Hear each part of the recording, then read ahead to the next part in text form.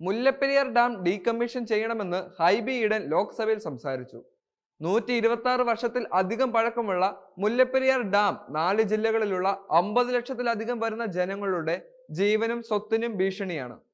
ഇത് കേരളത്തിലുള്ള ജനങ്ങളുടെ പ്രധാനപ്പെട്ട ഒരു ആവശ്യമാണ്. അപകട ഭീഷണി നേരിടുന്നുണ്ടെന്നും മുല്ലപ്പെരിയാറിന്റെ തകർച്ച പരിസ്ഥിതിക്ക് വലിയ ഭീഷണിയാണെന്നും ഹൈബി ഈഡൻ പറഞ്ഞു. അമേരിക്കൻ സർവകലാശാലകളുടെ റിപ്പോർട്ടിനെ ആസ്പദമാക്കിയാണ് അദ്ദേഹം ലോക്സഭയിൽ സംസാരിച്ചത്. മുല്ലപ്പെരിയാറിനെ പറ്റി കേരളത്തിൽ അധികം ചർച്ചകൾ നടന്നു വരികയാണ്. രാഷ്ട്രീയ നേതാക്കളും മതനേതാക്കളും ചലച്ചിത്ര താരങ്ങളും ജനപ്രതിനിധികളും അടക്കം നിരവധി പേരുകളാണ് മുല്ലപ്പെരിയാറിനെ പറ്റി പ്രതിഷേധിക്കുന്നത്. എന്നാൽ ഒരു നടപടിയും കേന്ദ്ര സർക്കാർ സ്വീകരിച്ചിട്ടില്ല. എന്നാൽ കേന്ദ്ര സർക്കാരിന് ഇടപെടുന്നതിന് പരിമിതികൾ ഉണ്ടെന്നും ഹൈക്കോടതിയാണ് ഇതിനെതിരെ തീരുമാനങ്ങൾ എടുക്കുന്നതെന്നും കേന്ദ്ര സഹമന്ത്രി കൂടിയായ MP സുരേഷ് ഗോപി മുൻപ് അറിയിച്ചിട്ടുണ്ടായിരുന്നു. തമിഴ്നാടും കേരളവും തമ്മിലുള്ള അന്തർധാര സജീവമാണെങ്കിലും മുല്ലപ്പെരിയാറിനെ പറ്റി ഒരു തീരുമാനം എടുക്കുന്നതിന് സംസ്ഥാനങ്ങൾ ഇതുവരെ ഒന്നിച്ചിട്ടില്ല എന്നും അദ്ദേഹം കൂട്ടിച്ചേർത്തിട്ടുണ്ടായിരുന്നു. 4 ജില്ലകളിലെ 50 ലക്ഷത്തിലധികം വരുന്ന ജനങ്ങളുടെ ജീവനാണ് മുല്ലപ്പെരിയാറിന്റെ തകർച്ചയോടെ സംഭവിക്കാൻ പോകുന്നത്. കോടികളുടെ നഷ്ടങ്ങൾ സംഭവിക്കുമെന്ന് തിരിച്ചറിഞ്ഞിട്ടും എന്തുകൊണ്ടാണ് സർക്കാരും ഭരണകൂടങ്ങളും ഇതുവരെയും ഇതിനെതിരെ ഒരു നടപടിയും സ്വീകരിക്കാത്തതെന്നും മനസ്സിലാകുന്നില്ല. കേരള സർക്കാരിലും കേന്ദ്ര സർക്കാരിലും പ്രതിപക്ഷ നേതാക്കന്മാർ ഉൾപ്പെടെയുള്ളവർ മുല്ലപ്പെരിയാറിനെ പറ്റി നിരവധിയായ റിപ്പോർട്ടുകൾ സമർപ്പിച്ചിട്ടുണ്ടെങ്കിലും ഇതുവരെയും ഒരു തീരുമാനങ്ങളും എടുത്തിട്ടില്ല. എന്നാൽ ഏറ്റവും പ്രധാനപ്പെട്ട വാർത്ത, സുപ്രീം കോടതിയിൽ മുല്ലപ്പെരിയാറിനെതിരെ പുതിയ ഹർജി വന്നിരിക്കുകയാണ്. ഡാം സുരക്ഷിതമാണ് എന്ന വിധി റദ്ദാക്കണം എന്നാവശ്യപ്പെട്ടാണ് ഹർജി വന്നിരിക്കുന്നത്. കേരള ജനത ഒന്നടങ്കം പേടി സ്വപ്നമായി കൊണ്ടു നടക്കുന്ന ഒന്നാണ് മുല്ലപ്പെരിയാർ. ഏതെങ്കിലും കാരണത്താൽ മുല്ലപ്പെരിയാർ തകർന്നാൽ ഇന്ത്യ കണ്ട ഏറ്റവും വലിയ ദുരന്തമാകാനുള്ള സാധ്യത തള്ളിക്കളയാൻ സാധിക്കുന്ന ഒന്നല്ല.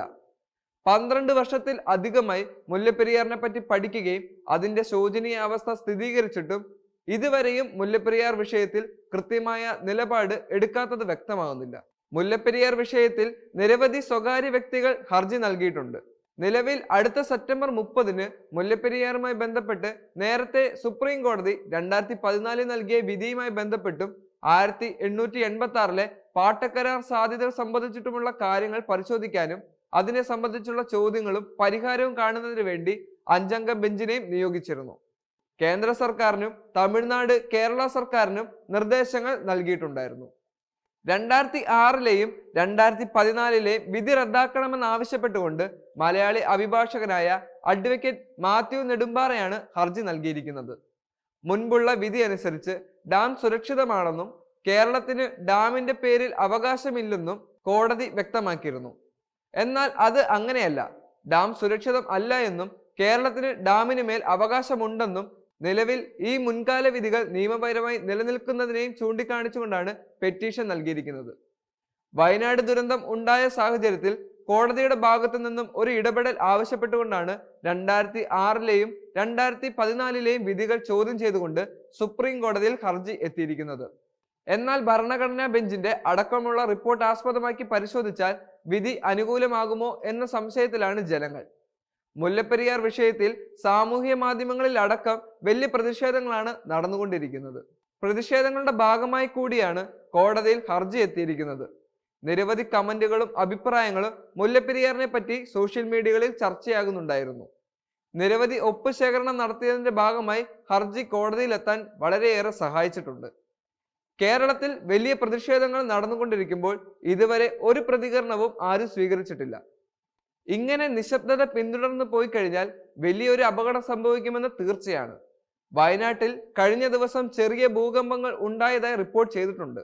അതിതീവ്ര സുരക്ഷാ മേഖലയിലെ വയനാടിന്റെയും ഇടുക്കിയുടെയും ഭൂസ്ഥിരത ഏകദേശം ഒരുപോലെ തന്നെയാണ്. അതുകൊണ്ട് തന്നെ എപ്പോൾ വേണമെങ്കിലും ചെറുതോ വലുതോ ആയ ഭൂമികുലുക്കങ്ങൾ ഇടുക്കിയിലും ഉണ്ടാകാൻ സാധ്യതയുണ്ട്. അതുകൊണ്ട് അങ്ങനെ ഏതെങ്കിലും തരത്തിലുള്ള ഭൂമികുലുക്കം ഉണ്ടായി കഴിഞ്ഞാൽ മുല്ലപ്പെരിയാറിന്റെ കാര്യം പിന്നെ നമുക്ക് ആലോചിക്കാവുന്നതാണ്. വലിയ പ്രതിഷേധങ്ങളും പ്രക്ഷോഭങ്ങളുമാണ് കേരളത്തിൽ ഒന്നടങ്കം നടന്നുകൊണ്ടിരിക്കുന്നത്. വയനാട്ടിലെ ഉരുൾപൊട്ടൽ ഒരു ആമുഖം മാത്രമായിരിക്കും. അതിനേക്കാൾ 1000 മടങ്ങ് പ്രതിഫലനമായിരിക്കും മുല്ലപ്പെരിയാർ പൊട്ടിയാൽ. മുല്ലപ്പെരിയാറിനെ പറ്റിയുള്ള കൂടുതൽ അറിവുകളും പ്രതികരണങ്ങളും നമ്മൾ ഒരുപാട് കേട്ടതും ചർച്ച ചെയ്തതുമാണ്. എന്നാൽ സർക്കാർ സംവിധാനങ്ങൾ ഇതുവരെയും ഒരു തീരുമാനം എടുക്കാതിരിക്കുകയാണ്. സുരക്ഷിതമായ ഒരു തീരുമാനം എടുക്കാൻ സർക്കാരിന് സാധിക്കട്ടെ. 50 ലക്ഷം ജനങ്ങളുടെ ജീവനും ജീവിതവും കോടതിയുടെ കൈകളിലാണ്. അതുകൊണ്ട് തന്നെ ഒറ്റക്കെട്ടായി നിന്ന് മുല്ലപ്പെരിയാറിന് വേണ്ടി ശക്തമായി പ്രതികരിക്കാം. ഏതെങ്കിലും വിധത്തിൽ മുല്ലപ്പെരിയാറിന് എന്തെങ്കിലും അപകടം ഉണ്ടായാൽ ഇന്ത്യ തന്നെ കാണുന്ന ഏറ്റവും വലിയ ദുരന്തമായി മാറാൻ അത് സാധ്യതയുണ്ട്. ഏത് വിധേനയും മുല്ലപ്പെരിയാറിന്റെ സംരക്ഷണം സാധ്യമാക്കിയേ തീരൂ.